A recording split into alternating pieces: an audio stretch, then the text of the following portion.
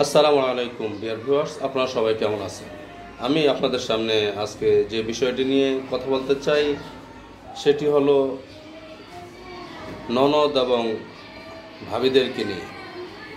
আমাদের সমাজে প্রায়ই দেখা যায় যে ননদ এবং ভাবির মধ্যে একটি খুনসুটি সবসময় লেগেই থাকে।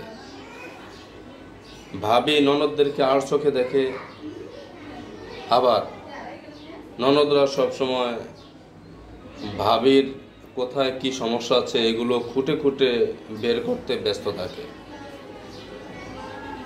আসলে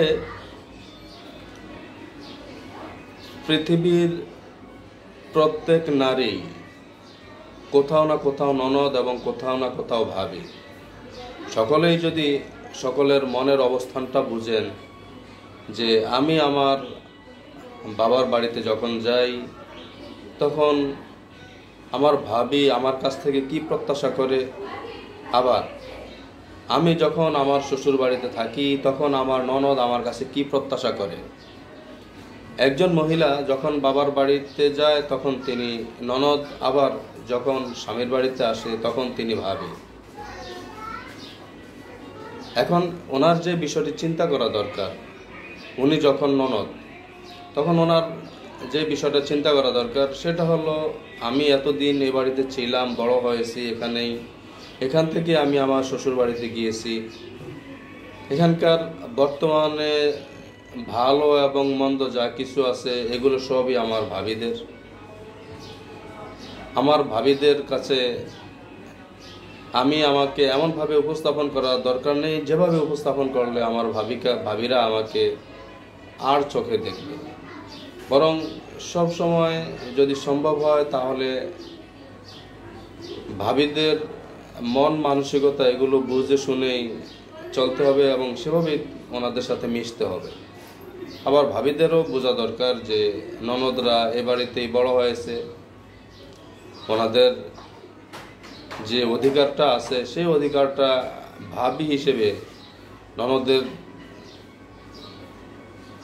অধিকার যেগুলো আছে সেগুলো কিভাবে আদায় করে দেওয়া যায়, বা ননদদের যে অধিকারগুলো আছে সেগুলো ওনাদেরকে কিভাবে দেওয়া যায় সেদিকে ভাবিদেরও খেয়াল রাখতে হবে।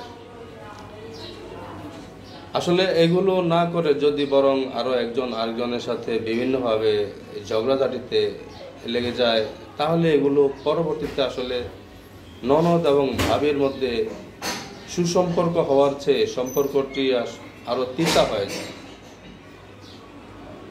পরিশেষে আমি যেই কথাটি বলতে চাই সেটি হলো একজন মহিলা উনি যখন বাবার বাড়িতে আসে তখন উনি ননদ, আবার যখন নিজের স্বামীর বাড়িতে যায় তখন তিনি ভাবেন। উনি বোঝা দরকার যে ওনার হাজব্যান্ডের বোনরা যারা আছে ওনার সাথে কী ব্যবহারগুলো করলে তিনি পছন্দ করেন বা করেন না, ঠিক সেভাবেই উনিও ওনার বাবার বাড়িতে এসে ওনার ভাবিদের সাথে সেভাবেই ওনাদের আচরণগুলো অ্যাপ্লাই করা দরকার। অনেক সময় আছে অতিরিক্ত কিছু দেখাতে গিয়ে পরবর্তীতে আসলে ভাবিদের কাছে নিজের যে মর্যাদাটা সেই মর্যাদাটাও হারিয়ে ফেলে। পরবর্তীতে দেখা যায় যে ওনারা যখন বাবার বাড়িতে আসে তখন ভাবিরা হয়তো সরাসরি কিছু না বললো সেগুলো মনে মনে ওনাকে একটু বিতৃষ্ণা ভাব ওনার প্রতি চলে আসে।